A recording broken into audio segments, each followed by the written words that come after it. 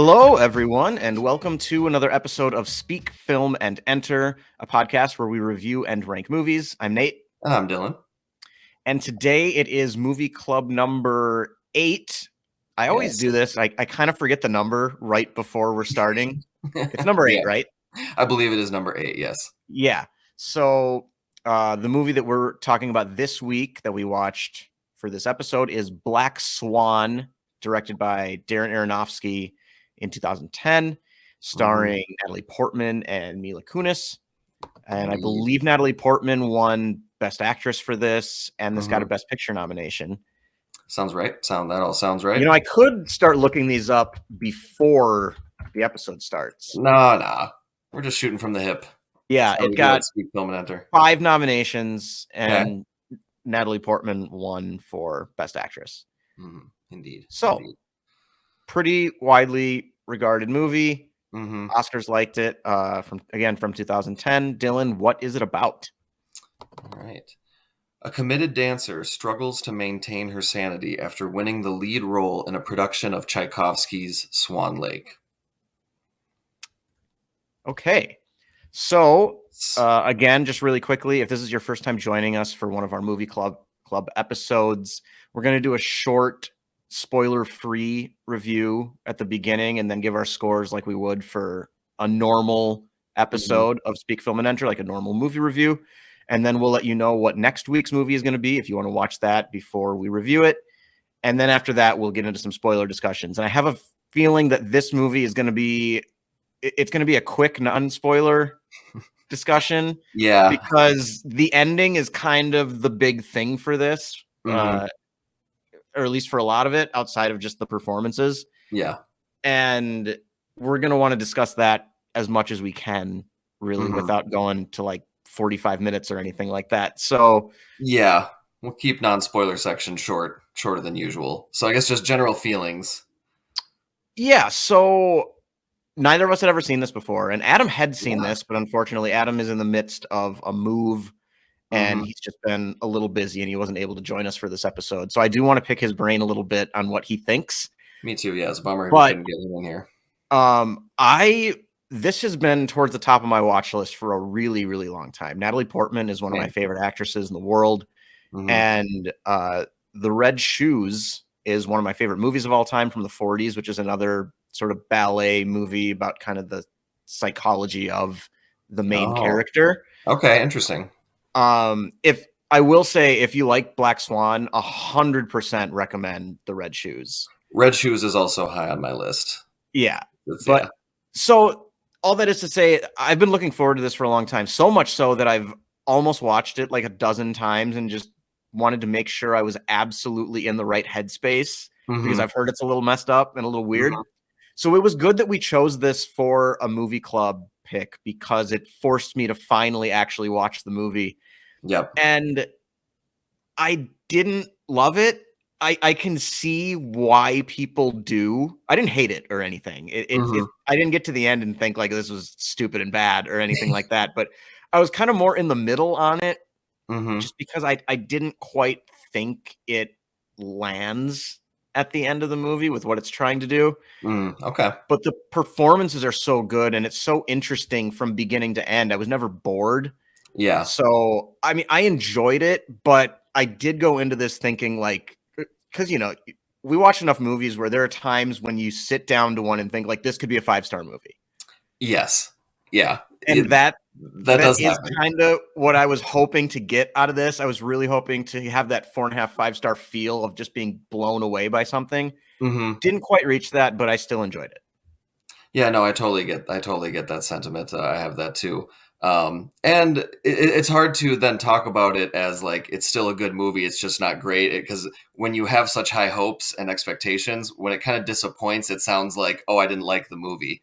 But like I like a recent example would be like Petite Maman from last year. You and Adam loved it, and I went in with very high expectations, and I was like, meh. And then when we talked about it, I felt like I'm just bashing Petite Maman now, and I did like it.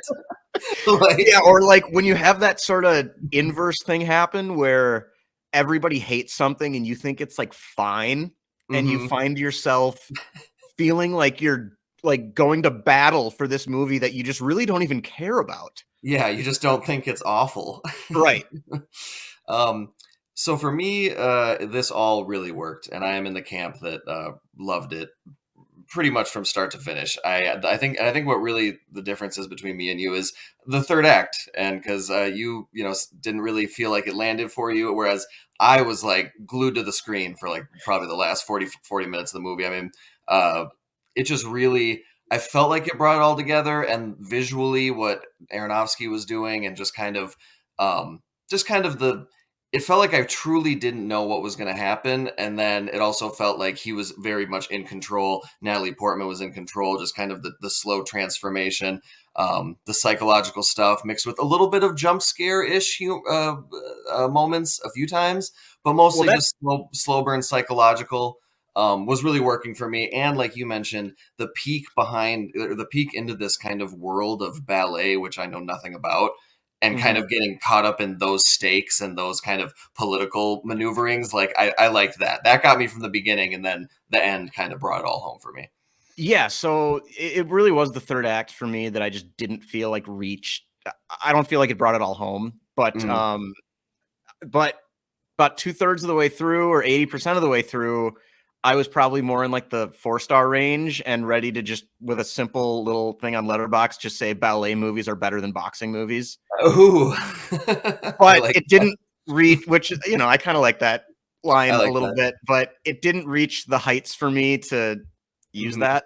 mhm, But yeah, I love all of that. I love the hard work that gets put in, and just I think the character is really well done and the mhm. performance is great. Where The it's ballet hard. scenes, Those are like, also fantastic too, like the choreography and the way that that all works together and the music. mhm, They're all really good, and it takes a great performance from Natalie Portman for being as gorgeous as she is mhm. to turn herself into kind of a non-appealing person Yeah, in that sense. I was reading that part of the reason why she wanted to take this role and make this movie so badly was because she didn't want to get pigeonholed into this kind of cute girl, like, Okay. career. Like she felt at that point like I need to do something to like really like show some edge and like show my range. And that's why. Yeah. And also, I heard that her and Aronofsky were talking about this movie for like 8 years before they made it. So Okay. this was a long time coming. This whole thing. Yeah, Um, so I can totally see the appeal of this role and why so many people like this movie, but without getting into too many spoilers, I'll kind of give my mhm. thoughts on why I don't think the ending works. Okay. And that's mostly just I don't love the way I felt like the relationship with her mother was set aside a little bit. Like it sort of reached a peak where the Mhm. movie decided it didn't really need it anymore. And that just sort of left that as kind of I didn't feel really fulfilled by any type of resolution there. It felt like there was an opportunity to dive deeper into that. And it left, what's her name? Um, Who played her mom? Barbara Hershey. Yeah. Hershey, Hershey. It felt to me like it left her almost in a very one-dimensional role where I felt like we were going to get a little more toward the Mhm. end Mhm. there. And then it sort of seems to be about it's mostly that I just didn't really feel like I had a great grasp on exactly what the movie was supposed to be saying when the movie ended, whether it's supposed to be about mental illness or about like sexual repression or maybe both of those things. It just kind of felt like we reached an end and Aronofsky didn't have a great grasp on exactly what this all was and what it all meant. Mhm. I can see that. The themes, I think like repression is definitely a theme and mental illness is Yes. definitely a theme. And I would say that neither one of those is like the movie isn't fully about either one of them. I felt like it's been about a week since I watched it now. Now I kind of think of it as like those are themes that are in there, but the main kind of what we're watching is like the pursuit of perfection to the point of like you know the at like the absolute furthest most like pursuit of perfection you can do, where it's like self-harm, but like it's like tragic, but like you still can't like Yeah, not. there's a lot of whiplash in here for sure. Yeah, that's the movie that I kept thinking about when I was Yeah. watching this was Whiplash. um And so I think that that's probably kind of like the vehicle, and then he also has like the repression stuff and the mental illness stuff, and I'm not sure if those are maybe meant to play off each other, or kind of like it's about like the connection between those two, kind of like how one, Yeah, just I make the find other it worse. I find it far less interesting if it's a mental illness thing, because then it's just kind of all very literal, Yeah, and then you know, and we've and, seen and it that done before. exactly, that doesn't seem as interesting to me. And then if the repression themes in that part of the story is fascinating, I think, and I just didn't really feel like it got Yeah, there because at the end. most of the repression stuff comes from the instructor and her mom. Right. And but the ending, I can see how it didn't really, like, it wasn't 100% about her mom or her instructor, really. Like, they both kind of, like, there Yeah. was opportunity there. I can We can see dive that. more into the ending, I Yeah. think, after we get to the star ratings. So we'll be back in just a moment with our star ratings.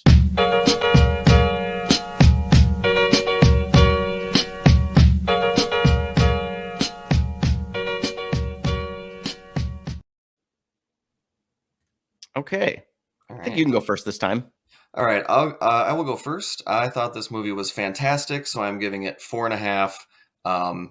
Yeah, pretty much start to finish, I was really intrigued. I was loving the performances. The casting was great. Mila Kunis was great, and I also wanted to shout out Vincent Castle, who played the instructor. He's in La Haine, one of my favorite movies from the '90s. That's on Criterion, so it's nice to see him in this. Yeah, I was totally enraptured by what was going on, and I wanted to see where it ended. And then, yeah, the last 30 minutes, I was all in. And it definitely left me. It was one of those where it ended, and I like the credits roll, and I was definitely thinking, like, it spurred a lot of thought and discussion. And I don't know, I really really liked it. So for me, it lived up to the hype. I'm giving this a 4.5. Okay. So I'm going to give this 3 stars. I think there's a lot of good stuff here, and the acting is all really, really good. Just kind of thought it got bogged down too much in some fun visual tricks that Aronofsky got a little too obsessed with in the third act, Mm-hmm. in kind of too much of that instead of tying things together in a way that I think would have been more satisfying. So I Mm-hmm. think it's a good movie. If it's something that you've been interested in watching and aren't sure, I think I would definitely say still watch it. You would say absolutely watch it. So I would. And also, I think we should mention we also both watched The Whale recently, which is Aronofsky's new movie, which is yeah, getting a lot of attention, and Brendan Fraser's getting a lot of buzz. And I think we can both say that Black Swan is significantly better than The Whale. absolutely. Absolute, like, seriously. Like, this Yeah. is Yeah. oh man. Yeah, and I think for me at least this is my favorite Aronofsky movie. I I like The think I've only Wrestler. seen those two. I like The Wrestler. I never saw Mother. I've seen Requiem for a Dream. I feel like Black Swan is definitely my favorite, and I did not have like seen The The Whale. Wrestler. I prefer it slightly to this just Mm, because of the end. Basically, I like the first 2/3 of Black Swan more than the first 2/3 of The Wrestler, but mhm. I thought that wrapped up in a better way. All right. Oh, So and yeah, before we move on. before we dive into the spoiler discussion, we're going to let you know what next week's pick will be. And for the first time, we think we're going to, or we are going to Mhm, be revisiting a movie that we've all seen, and that is going to be The Butterfly Effect from 2004. mhm, Uh, there's a great chance that this movie's terrible, but it came out when we were 14 years old, and mhm, we all loved it when we were kids or when we were teenagers. mhm, So it's on HBO Max right now. There's a director's cut there as well, which is 6 extra minutes. So I think that's what we'll be checking out.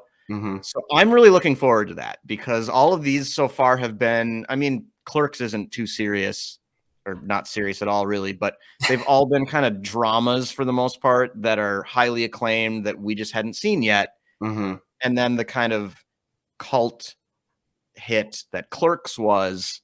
Yeah. This one is something that I don't think any of us are necessarily expecting to be good.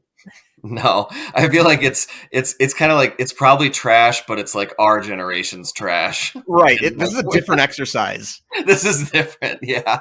Like, So I think that movie's going to be a blast, because we'll yeah. be able to talk about it in, how we view it now as adults Mhm. versus what we thought of it when we were 14. So Yeah.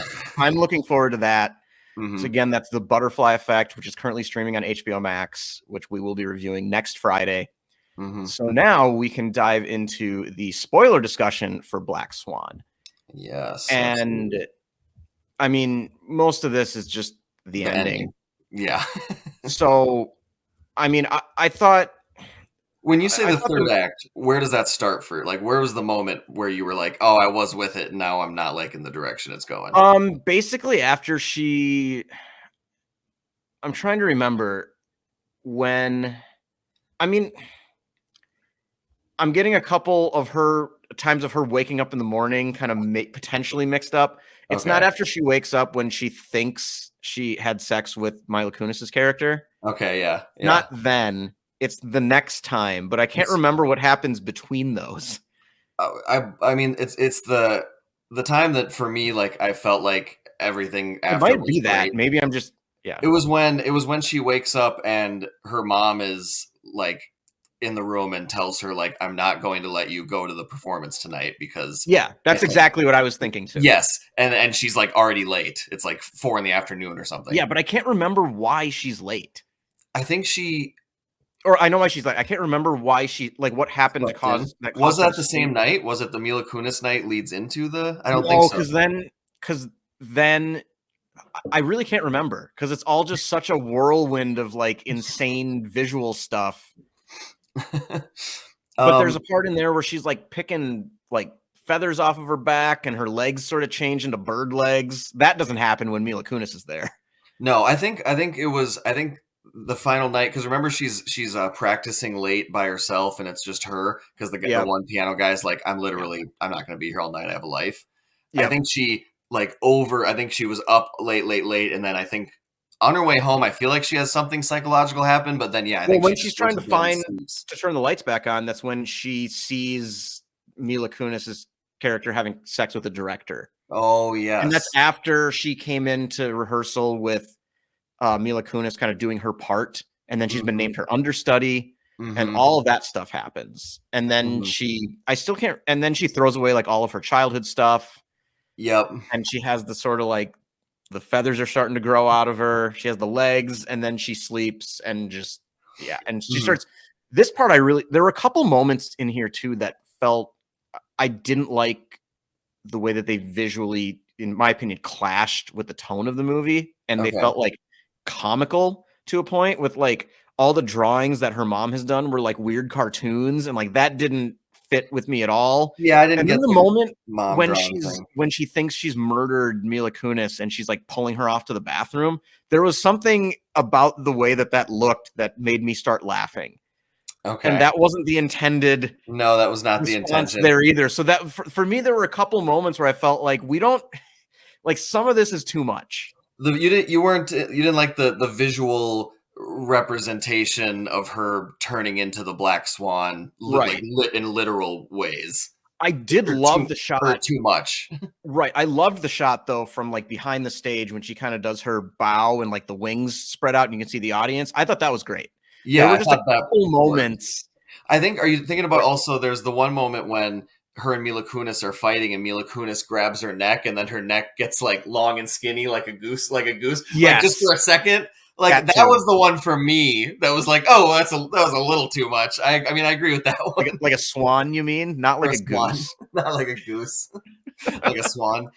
Yes. Um, yeah, I agree with that. But for the most part, I thought it just added another element of kind of I don't know intrigue for me. Like oh man, like clearly she's psychologically like she's starting to lose it, and like it's pretty literal, like her transforming into the Black Swan. But I felt like he would throw it in at times when I don't know it worked for me to kind of keep to go from one good scene to another, then kind of throw in this weird like visual stuff, kind of like I was saying elements of like jump scares like which I Yeah. thought was interesting to go along with the slow burn psychological, like what's the word I'm looking for? Psychological devolving into madness type stuff. Yeah, yeah. I thought it was interesting too, where I've seen this on a few because last October we did our the 32 best horror movies of the 21st century Yes. bracket.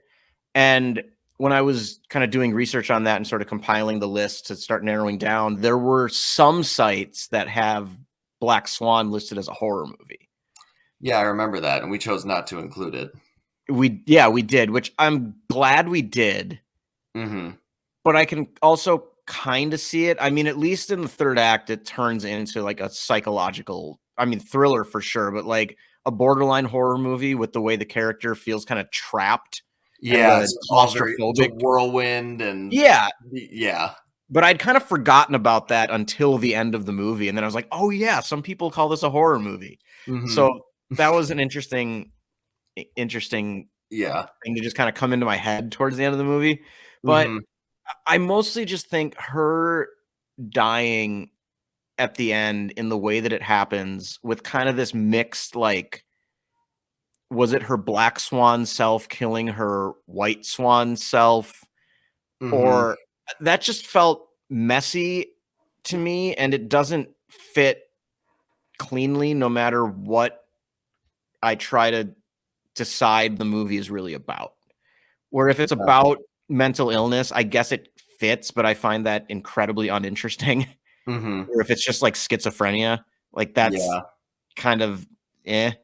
And Yeah. then it doesn't fit the repression part for me that well either, because in this sense, we should be hoping that she gets to the black swan part, because that's the part of her that just feels like it needs to come out.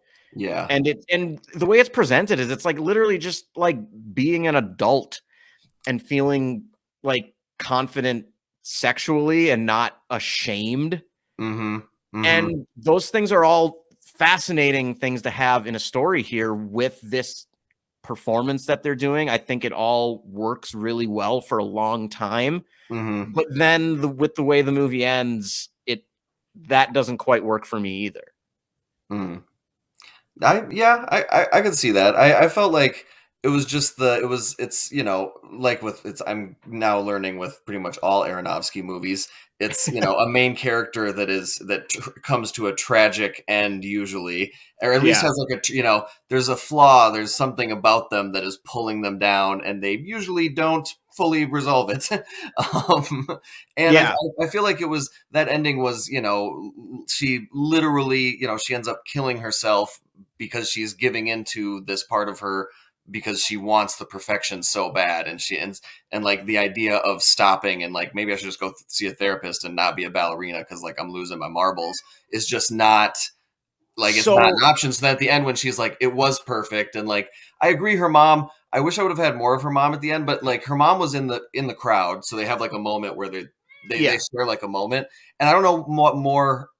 That does seem like it works with like the performance ballerina kind of setup, that her mom being in the audience like is as close as she would get. So here's where I think that's interesting, and I do think he tries to turn this movie. The end is obviously supposed to be tragic, Yes. but Yeah. we've talked. I don't know if we've ever talked like on the podcast about this, but there are kind of definitions to what like a quote unquote tragedy is as far as storytelling goes. Mm-hmm. And I think this would have worked a lot better if I feel like he's trying to put some of this on the audience with like, look what you're driving artists to do. We're like, we watch the movie, we want her to do this performance well, which means Yeah. sort of embracing the black swan side of her. And Mm-hmm. that's the dangerous side. And I think he's trying to put a little bit of that on the audience, saying like, you're part of how people can drive themselves crazy pursuing this level of artistic perfection. Mm-hmm. But I think that would have been far more effective had we gotten lot more of Winona Ryder's character as Oh the yeah, I'm glad you cautionary brought her up. tale. Yeah. And that's where I think this movie should have had more focus. That Mm-hmm. would have been more effective for me if it was a little clearer at a certain point, or if they just drawn a little more attention to, like, yeah, we think we want this for her, but we really don't. And he Yeah. doesn't really pull that rug Mm-hmm. until like, I want to say literally like the end of the movie, just because I don't think it's developed well enough Mm-hmm. for that to sink in until after the movie is over, and then you look back, and for me at least, and think like, okay, I think this is what that was supposed to be. But Yeah. we also, anything is just better with more Winona Ryder in it. Yeah, and that's So I agree with that. I think it just felt like a big missed opportunity because she's right there. She's literally already in the movie, mhm. and I don't know. I just wanted more there, and I think that would have significantly increased my enjoyment of the movie. Yeah, I think there was more he could have done with Winona Ryder's character as kind of the ballerina who was in Nina's place just months earlier, or like who's going through the end of it, and then also combine that with a little more of her mom and maybe her mom's Yep. backstory, because he definitely hints and shows like she was a ballerina too. A lot of this might be trying to live vicariously through her daughter, forcing her to be this way. Like there's definitely depths to plumb there. Yes, And I feel I think there's a with push and both of pull them, there. it could have turned into like a multi-generational, or like it could have added more context and stuff. And I agree that going into the final performance, maybe if he had laid more of that groundwork, we'd have a different feeling about what we actually want for her going into the performance. Because to your Yeah. point, going into the final performance, even though I could see that it was literally tearing her apart, I still wanted her to nail it.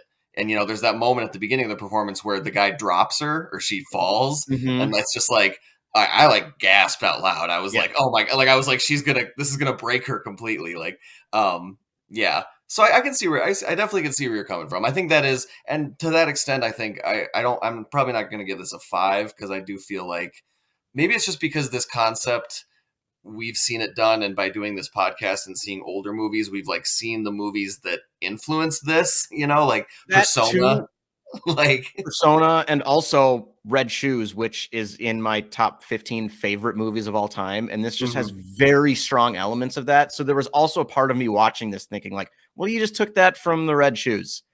Yeah. You Whereas know, if we which had seen this, earlier in life before we were doing the podcast, and you hadn't seen the Red Shoes, I hadn't seen Persona, maybe we would right. have thought the whole concept was more mind blowing or well executed, well Right, and fleshed that out. it was interesting to watch The Whale, like, the day after I watched Black Swan, or, like, 2 days later, just Oh, because I also felt like there was nothing original in The Whale at all, hmm, and this, at least this pulls from very interesting sources to try to kind of weave something that combines, like, several classic movies into something of his own. yeah. I just and as we're talking about this, I do wanna watch this again, just kind of viewing it as, okay, we're not supposed to be rooting for her to achieve this, and see Mhm. if maybe I like that better, but I still just think it's a Yeah. little too unclear, until I mean, even still, once you get past the end, it's kind of like, what did we want to happen here Yeah. And I think outside of her not dying? yeah. And well, and to you, we mentioned Whiplash. I felt like with Mhm. Whiplash, I definitely got similar vibes, especially how the conductor Vincent Castle's character kind of at the end is like so impressed that she nailed it, and like he runs up to her just like, oh my god, amazing, kind of similar to the way that at the end of Yeah. Whiplash, J.K. Simmons is actually like, oh yeah, right. So I got that, but it's just felt like, in Whiplash, J.K. Simmons' character, and he gets way more screen time than Vincent Castle gets. And to your point, I think that Vincent Castle and his kind of repression of his ballerinas, and that was something that was brought up and it's part of the movie, but it's never really like resolved. Like Yeah. it's kind of just like, oh yeah, that's a thing. He kind of, there's a sexual element to all this, and it's presented and then never completely wrapped up in the end. Right. And yeah. So, Hmm. all right. Well, I think Yeah. that kind of does it. I didn't really have anything else. Be able to get out of here in under Um, half an hour, unless I'm gonna you ruin got it. something. Okay. Last time, yeah, I agree that watching this and the whale right near each other was fascinating. I mean, there's a bunch of reasons why Black Swan is a better movie, but I think for me, what comes to mind in particular is just like the setting and the world that we're in is Yeah. so much more interesting and stimulating, and the high class, the upper crust, the dinner parties, and the pretension and the commitment and the competition, like that whole world, that ballerina world, is so much nicer to just be in for a movie than the whale, which is like you're in this dingy apartment. the Yeah. whole time. It's dimly lit and everyone's sad and angry. And it's just like, oh God, like get me out of here. Like, my God. So yeah. Yeah. Very maybe that's part of the reason why I bumped it. Maybe if it's only a 4 if I hadn't also watched The Whale, and I'm like, my God, Black Swan is so much better than this. Like, Jesus. All right. Well, yeah, that's all that I wanted to get to. So again, before we end it, remind them of next week's movie club. Yeah, next week's again is The Butterfly Effect, which we will be revisiting. That should be a really fun episode, and that is currently streaming on HBO Max. All right. And it's my turn to put a wrap on the show. Yeah, take it away. All right. Watch the way she moves. Imprecise but effortless. She's not faking it.